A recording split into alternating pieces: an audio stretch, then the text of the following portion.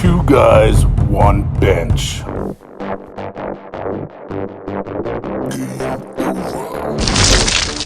What's up, everybody? Welcome to Two Guys, One Bench, where we're 650 pounds of shit talking on one 30-pound bench. This week, we've got some exciting stuff to talk about, so let's get the party started, right? Oh, yeah. Oh, Jesus. Once again, one of our proud sponsors, Ward Smelling Salts, has created this new product. It's a canister that has a lifelong warranty, so you're able to just get refills and keep the same bottle. One of the things I like about it is you get a lot of plastic bottles. They run out after a few months, and then you throw them out.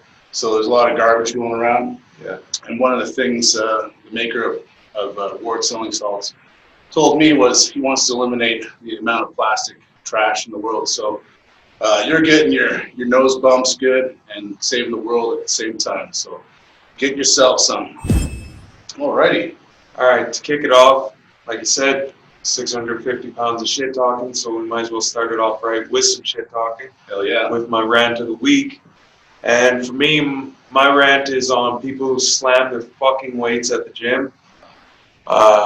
There's nothing more fucking irritating than people who are just slamming their weights just to slam their weights.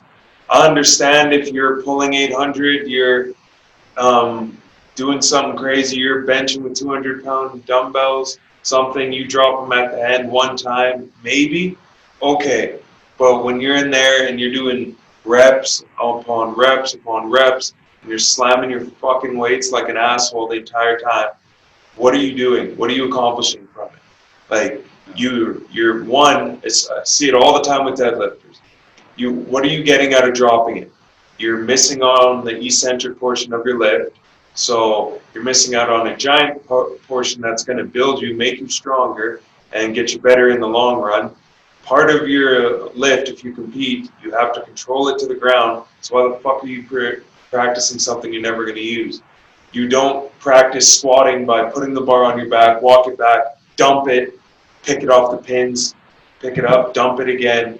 You don't practice your bench by setting pins up, unrack your bench, drop it, bench, drop it. No, because it's fucking dumb. I don't understand why you have to be an asshole about it. Like, I get it. I train in a powerlifting gym. Guys want to just be able to do what you want to do. And I don't want to be the gym Karen that's coming in telling you what you can and can't do. But I feel like if I can, obviously I'm not everyone in there, but if I can take 700 for reps and you can't hear me in the gym, why the fuck do you need to bang around 315 like an asshole and I can hear you through my headphones? Wow, that's kicking it off right. I'm definitely with you on that. I've noticed it specifically with a lot of young lifters. I think they're getting a lot of their advice on these YouTube videos with guys that don't really know what they're talking about. But just getting it to the top, locking out, and then dropping, losing all tension. Not only is it annoying as fuck, it's also doing yourself a disfavor, as Dorrell explained. And I'd say you're even more likely to get an injury. Yeah. Just going full tension at a heavy weight and then dropping it and getting loose, and then trying to reset. So, we're kind of a firm believer in doing more touch and go work. Yeah. And being a little bit more quiet, but it's not being quiet. It's just, if you can just touch the weight and know exactly where it hits the ground and exactly when to fire, you can be that much more ready to pull, in my opinion. So that's Dorrell's rant. One thing I want to get off my shoulders here, Dorrell, is, since we've kind of been out of the whole giant big gym scene and no longer like been working at a larger gym, I'm quite happy now. And the reason being, my rant is old dudes in the change room with the dicks out. Okay? Not only the dicks, but the big old floppy balls, and talking to me with their junk hanging. So I am 100% not down with having any sort of human connection with someone while they're cocking balls or flopping around in front of me. That is a no-go. And I know it's generally old dudes. Yeah, I don't know what kind of era they grew up in where this was acceptable. Yeah. I don't need to know about your weekend with your dick out. Yeah, toweling off. Good on that, bro. You got a fucking afro down there. It's just terrible. So I am 100% happy I don't have to deal with that right now.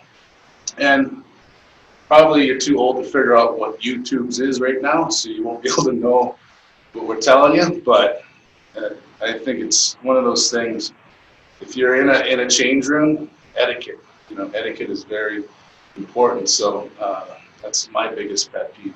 And not only that, when I was a trainer, every hour on the hour, I would run up, take a leak, run back down. Well, think about it. If I'm there for 10 hours a day, I'm going to the washroom about 10 times. Every time I'm going through a gauntlet of dicks just staring at me, and just so I can go to the washroom and take a piss. Yeah. So don't be that guy in the change room. Have some etiquette, put a towel on, and then, put your shorts on. No one needs to see your junk.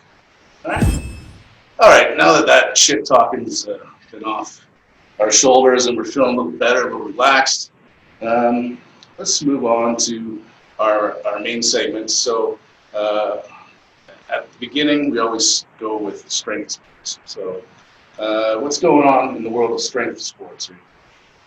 Currently, I know there's some meets coming up this weekend, but as of this last weekend, not much. I know lifters are gearing up for some of the local people here that are representing Alberta, getting ready to go out to nationals. I think it is next month, in 2 weeks, I think it is. I believe, don't quote me on it, but I think it's October 5th, and it's in Quebec somewhere. Yeah, and at our gym, we have one of the top strongmen in the province, so best of luck to Josh if he goes out and competes. And some of the women out there, there's too many to name, but Yeah. We've got quite a selection of lifters going out there, so best of luck to them when they do compete. Yeah, for sure. Yeah, at the local gym that we train, the strongman section, there's quite a big group there, and our local guy, Josh, he's I believe the Cheeseburger Walrus is his moniker. Actually, he's bought an awesome T-shirt off and has it on the back of it.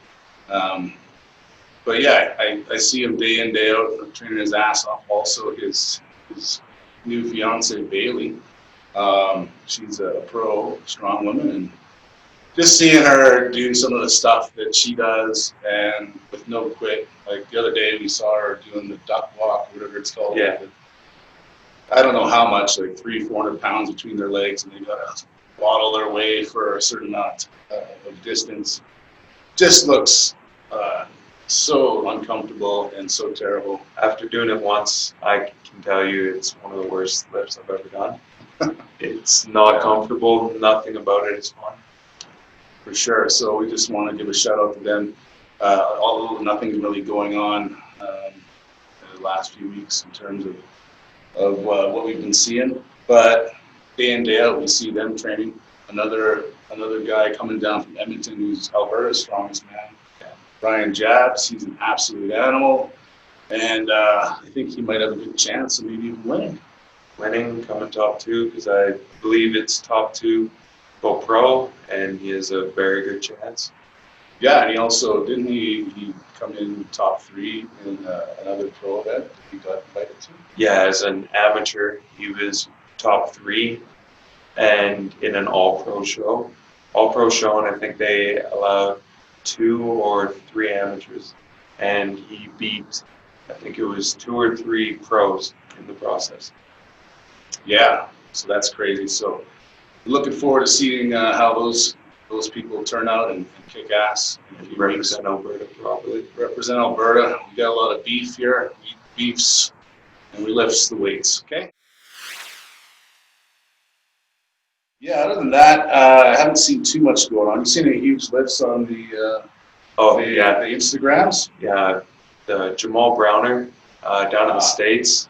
I think he's about 25 years old. He's about 110 kilo, 242 for Americans out there who don't know kilos. He's, I think he just pulled 1,015 or 1,025. Regardless what it is, it was absolutely ridiculous with the easy pull that What weight class is he? He's not a big dude. No, he's in the 110s, but I think he's probably a little bigger, but yeah, and he's still young. Well, still, for that amount of weight, it's crazy. Second biggest pull of all time in a meet, and the biggest pull that was in a 3-lift meet is by a 242-pound guy. Wowzers, yeah. Definitely watch out for him. Cool. Well, moving along, it looks like our update with Eddie and Thor wasn't really much going on in terms of their content this week on YouTube. Eddie's trying to be some guy breaking records he can't break in throwing events. He's just dumb wearing too many hats. Yeah. Well, each YouTube channel you pop off, or each episode you make money, right? So you got to keep on pumping out that content. I did see the fact that Thor, he had posted that he had done some traveling. I believe he was in Denmark. On the last episode, he was boxing and sparring with a pretty high-level boxer, which I was impressed with. Getting out of his comfort zone. And he was doing some traveling. You said he might have been doing some filming or something. Yeah, I just saw a post with him. He just got done filming. But he said that post was older, but he just got done some traveling for a role he had to do. Oh, okay. But what happened was, I guess one of the people that were in close contact tested positive for COVID. So he wrote a post that, hey, I have to quarantine for a certain amount of days. And if I test positive, another 14. So he might miss the birth of his son. So that's kind of a shitty situation, right? Yeah. By the way, his wife is actually from Alberta, believe it or not. And I think she's from Edmonton. I'm not too sure. But around the same time I met Thor at it was a liquor store, actually. Yeah, he had a new vodka, the Mountain Vodka, and he had kind of a meet and greet. I tell you, there was a lot of people that showed up on a last minute notice and got to meet him. He was a really kind guy, awesome. I guess around the same time, he did a little bit of a tour around Alberta, great province of Alberta, to the most beautiful city, Fort McMurray, which is, about Fort McMurray. It's not so beautiful, but I think that's where he met her. What a love story. But talk about a big turnaround for her. She meets the world's strongest man and has a life of luxury now, so that's pretty awesome. We're going to focus more on what's been really consistent over the last, over the whole pandemic, really, is the UFC. I want to give Dana White a round of applause for kind of, saying, I'm not going to just shut down shop and do nothing while this whole pandemic thing goes on. We're going to figure it out. And we're going to put on events no matter what, even if it means there's nobody in the stands, even if it means, we're going to miss a lot in revenue. I said, fuck it, we're going to still put on shows and get these fighters fighting, his staff, have them working. So I've been really happy with how these events have been turning out. I mean, they have the Fight Island. They tried a few at actual stadiums at the beginning. A few of the states allowed it. And, it was okay, but why not just do it at your own Apex Center where you have an entire setup? I mean, there's no crowd. It's a bit quiet, but I kind of like the fact that you can hear the hits a lot more. Like when someone does a low kick, you hear that shit. So, that's kind of cool. I don't want it to last forever, but for me, my biggest thing that I'm a fan of is because there's no fans and everything, I find the fights in general are more, there's less influence from the crowd. So refereeing for the most part is a lot better because when he's in there, when they hear big oohs and ahs, they're human beings regardless of them being a ref. They can get caught up, think someone's in danger and stop something before it needs to be. but now I find they're actually a little closer to it. They're more involved, and you're seeing a better quality fight. At the same time, I'm finding the guys that are fighting, guys and girls, I should say, you're finding these athletes that truly love the sport. They don't need a big crowd to come out. They don't need giant paydays or pay-per-views for them to come out and fight. They're just guys and girls who want to come out and do the sport they love and compete. And I admire that, because you shouldn't need a crowd for whatever you do. If you're doing something for other people, you probably shouldn't be doing it. Yeah, sure. And then this coming up weekend, back to Fight Island, which is Paulo Costa. there's a style bender. Yeah, that's the big one coming up. And that is, of course, Fight Island. That's somewhere in the Middle East. I think it's not Abu Dhabi, somewhere around there. They've managed to secure an island where they can fly all the fighters and staff in from Vegas directly, and everybody's tested multiple times for COVID. And then finally, they fight on Fight Island, which is kind of cool. And that gives more international fighters a chance to fly there. It's kind of a hub. We actually have a local guy from Calgary fighting in that card, me and Hakeem. And so that's interesting. He's on the main card too. Oh, really? Wow. So yeah, he's got a tough fight ahead of him, because I'm not sure the opponent's name, but I know he's from one of the Stan countries. Dagestan, Afghanistan. If you're a Stan, you're in trouble fighting the guy from the Stan. Pretty sure. I know who you're talking about.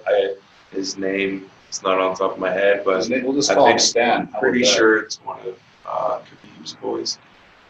Anyways, this guy's, one of the Khabib tribe. So what's going to happen? A striker that's awesome at striking, Muay Thai champ guy, versus a grappler of Khabib's caliber, maybe, I don't know. So could be a hard fight for our boy, but cheering on local talent. And Calgary's getting to be a pretty big city, but currently he's our only guy fighting the UFC. So shout out to Dean Hakeem. Hopefully he wins in KO fashion as usual. Another kind of thing I'd like to talk about in combat sports is, and what's, the last card that was on TV, Dorrell, was the Woodley versus Covington card. That was personally a little heartbreaking for me as a guy who was one of the few Woodley fans. I was hoping, for me, I feel the same way watching that as I know a lot of people felt watching Mayweather-Pacquiao, that they felt this should have happened 2 years ago when the guys were more into it. Because for me, all the amount of shit talking Colby did before the fight, he definitely backed it up this past weekend. But you can't run your mouth nonstop, and every time they give you the opportunity to fight Tyron when he was the champ and in his prime, you turn it down. And not taking anything away from the fact you did beat his ass this past weekend, but it's 38-year-old Tyron, not 36 or 35-year-old Tyron when he was at his peak. And just coming off of 2, now I guess 3 terrible losses for Tyron, it brings him to a point where he's got to look at himself and say, what's next? Yeah. Exactly what I wanted to get into is the whole concept of how long are you going to fight? And me, I always found there's a window, a 5-10 year window, the time you start and finish, where you're going to love it, you're going to excel, and then where you're going to get probably injured, or you're just going to lose, I like to say, your mojo. You're not into it anymore. And that looks like what's happened to Tyron Woodley, and I hate to say it as well. Another fighter on that card, one of the fan favorites, Cowboy Cerrone. He also had a lackluster performance, and he has been for the last God knows how many fights. And it seems like he's just fighting now so he can buy a new toy for his ranch, or maybe try to pay off the ones that he already has. And he's got a family now. He's got little kids. He's got a kid, maybe a baby on the way. I'm not too sure. And I find when that happens, a lot of times I've seen it both ways, but more times than the other. When you start, when you get married, then you start popping off kids, and you become a dad. You're not that killer anymore. You're the dad now. You're not. You kind of you lose that edge that you need, right? And I find that happens a lot in fighting. I've seen it go the other way a few times, where oh, now I have a kid, now I got to pay more bills, now I'm going to fight harder. However, it's usually the former, and so when to hang them up. So I'm pretty sure with Woodley, I'm not sure about his kids and family situation, whatever. For me, it's more of, I think he's starting to bite off more than you can chew outside the octagon. Yeah. And so he's not able to, have his head straight and put together a camp, because, we know he's an announcer and working on that. I've also, I've never listened to his hip hop. I'm sure it's amazing, but I don't know. And then, he's an actor. Like, he's pulling on too many masks, too many roles. And that just, that adds up. You see that when you look at what happened to Ronda Rousey. She started getting famous, did a few movies. Her entire persona changed. She went from an Entourage movie, and then, Fast and Furious. Oh, yeah, and then boom, someone that's been training their ass off for a year high kicks the fuck out of you, and you're done. And then you see how much heart that she had. At least she knew when it was time to pull out. We see the same thing with a lot, like a bigger example, Conor McGregor. Oh God! When Conor was another guy making the headlines. Yeah, when he was motivated, McGregor, like a lot of people, like when and use that as an excuse for why he lost. Well, what got you to the top should have carried it through, but everything changed once you get a couple big name fights. I get it. You have a certain role to be. You got to perform and bring in those dollars for the pay-per-views and everything. But at the same time, we see him go against Diaz. He loses the first one. Second one, a lot of people think Diaz won the second one. I'm in that camp. I personally believe he did, but money-wise, I can see how they would want McGregor to win that, set it up for a third fight that never happened. And then after that, it was only about chasing money, which, hey, all the power to you. Go make that money. You go box Floyd. But after that, we don't really see anything from you. You want to jump in there with Khabib and get absolutely ragdolled, and people like to gloss over that and think, oh, he just wasn't motivated. Well, in any sport you're doing, if you're not motivated to do it, you probably shouldn't do it anymore, because you're just wasting everyone's time. Yeah, I mean, there comes a time, what I was going to say as well is, not only are you doing yourself a disfavor by basically not showing up to fight and not having your heart there, you're doing your fans a huge disfavor. Like you said, you were a little heartbroken to see that happen. You've seen camp, everything. Yeah, we've seen Woodley, excel, and he was an amazing athlete. Had some crazy, before he used to have some crazy knockouts. I remember when he knocked the fuck out of Koscheck, which everybody in the world loved, because that was another guy that just had a punchable face and a dumb afro, and then he was the worst kind of person. And kind of like how Covington is, but Covington, I hear, is just more of an actor. Like, you meet him in person, he's normal, he's not a bad guy. Everyone knows he's bringing a lot of wrestling elements to it, not in terms of wrestling the skill, but the promotion wise. He was about to get cut, and then when you act like a dick on live air, people start watching you, so do what you gotta do. You can get Donald Trump to call you on live TV and give you a shout out. That's pretty awesome. That's the president in the world's craziest leader. And so we'll see what happens with that in the next few months with him getting elected, but that's not a battle we're going to cover. Yeah. Definitely. So, Cowboy and Woodley, time to hang him up, bros. I'm going to train with Cowboy a bit in Albuquerque. Met him. He's a great guy. Super nice, and I really love what he's done for the sport. And I love his toughness. He's always ready to show up for a fight. Last minute notice, I'm always ready. I'm ready to go. and he still is, but it just seems like he just can't pull the pin.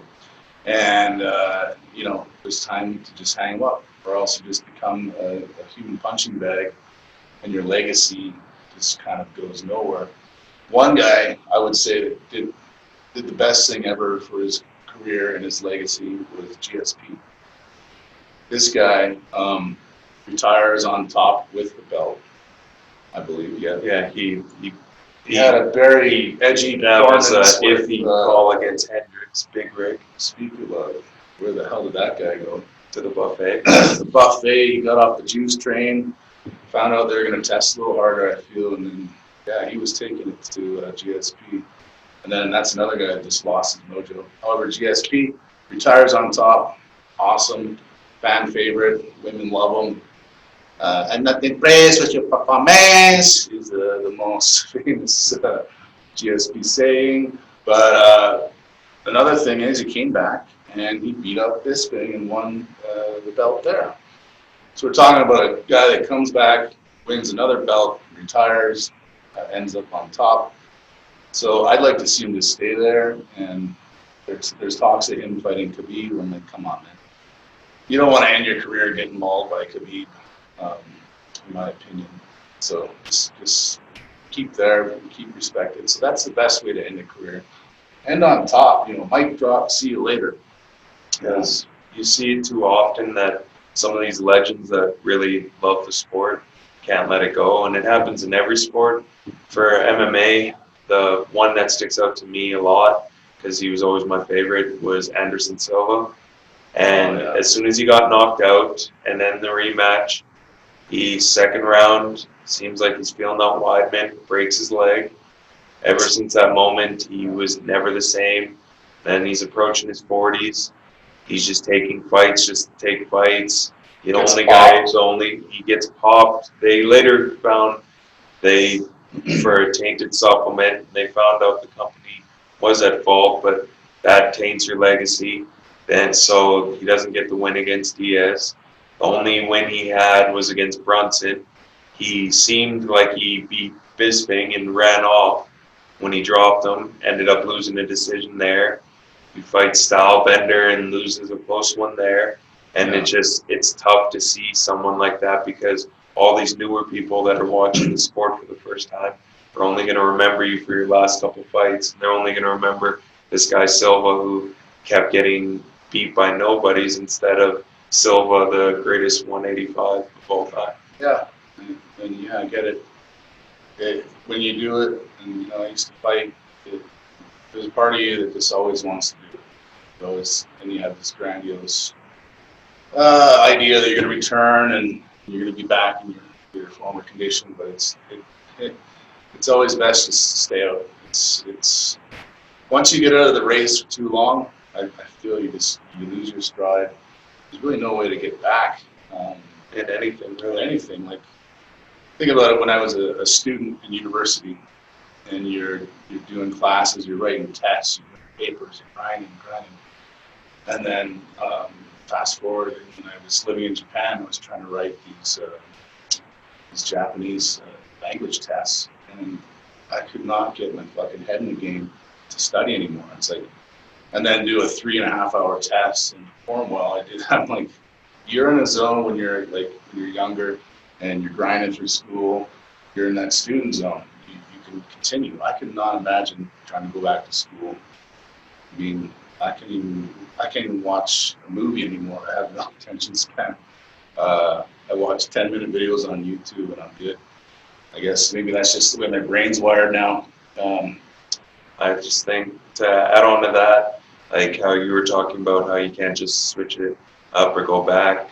For myself, I kind of knew when it was time to hang it up. For me, playing basketball, when the injuries were starting to mount up, I could still go out there and do it, and my mind wanted to do it, but I was just getting to the point where I was finding I'm in the training room more than the court.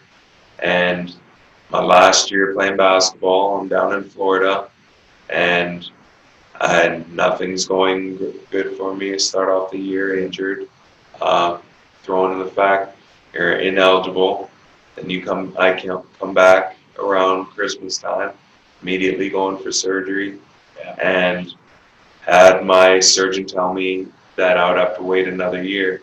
And at that time, I just was like, you know what? I don't know if I love the game anymore. I like it, but you just have to know when it's time to move on. And there's nothing wrong with that. There's a difference between quitting and moving on. Like, for me, I see quitting as someone who tries something and just immediately will not push through any sort of adversity whatsoever. If you're trying and things aren't working, and this is consuming your life and it's going nowhere, and it's time to pivot and look into another thing, whatever it is for you. And that's why, obviously for us, we're not making millions doing the sport, but it's still, you always gotta be able to move on to something new. And that's why for us, powerlifting and competing in powerlifting gave us a new passion to compete and still be able to compete. And I feel that's why that's a great sport, because anybody can do it no matter what level. And you can push yourself to compete all the way up to the highest level, the world level. But that's the cool thing about powerlifting in the sport, is everybody can do it and anybody can do it. So, maybe move on, try something different with Woodley. And Woodley obviously has a career in media and so on. Cowboy, you could make a reality TV show on that guy's life. He lives on a ranch where they just shoot guns, fucking drive ATVs, buy crazy shit, have a bar, have a saloon. He'll be way better off as a coach and just someone who can help commentate for the UFC and just be part of it on the sidelines. Definitely don't really want to see him fight again, get another loss. So, one thing I'd also like to talk about is locally here in Calgary, in Alberta. Recently, on last weekend, I went down to Lethbridge, which is south of Calgary near the border, and border of Montana, I believe, in Alberta. And that's Bridge City. And down there, one of the best gyms in Canada for mixed martial arts, run by Lee Mean.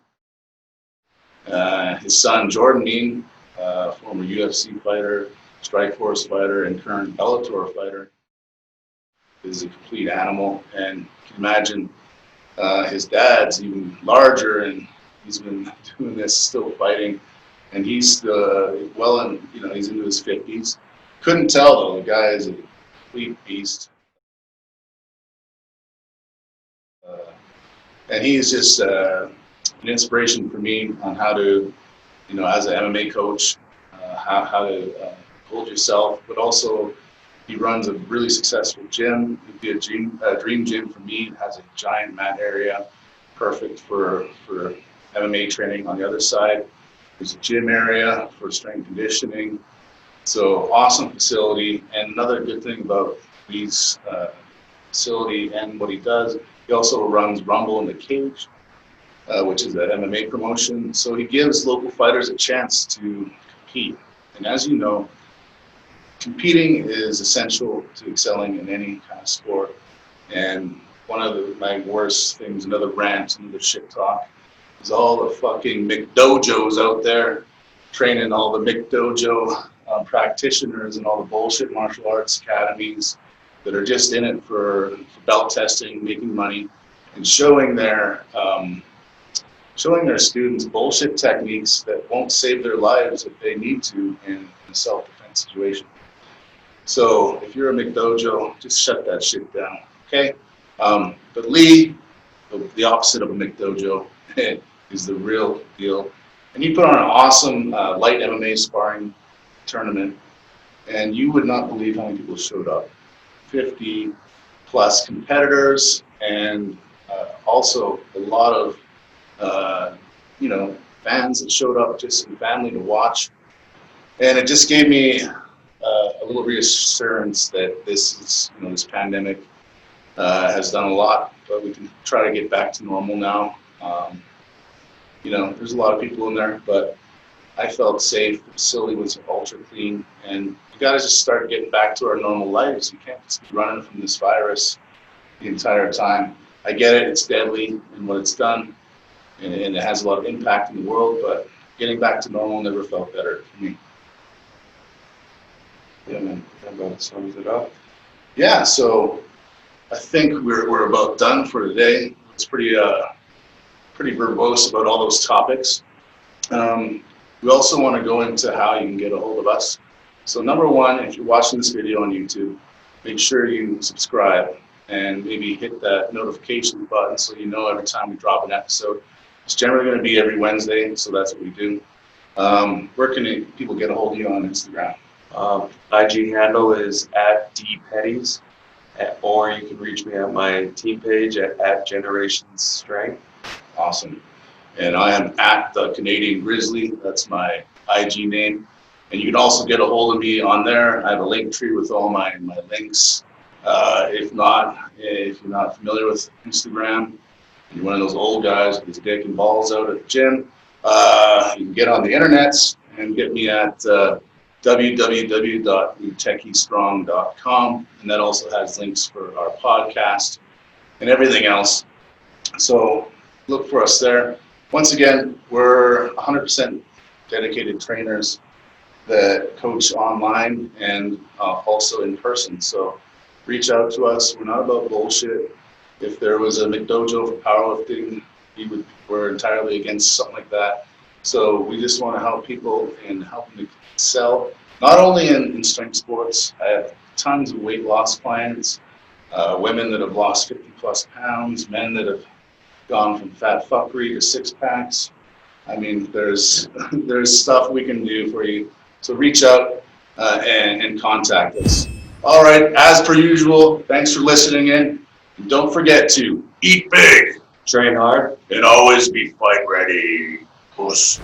2 guys, 1 bench.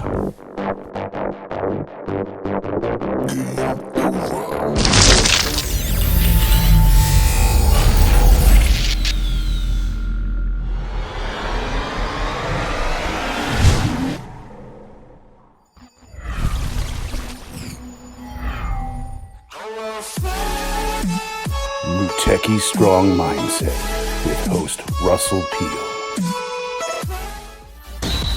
Home Gyms YYC.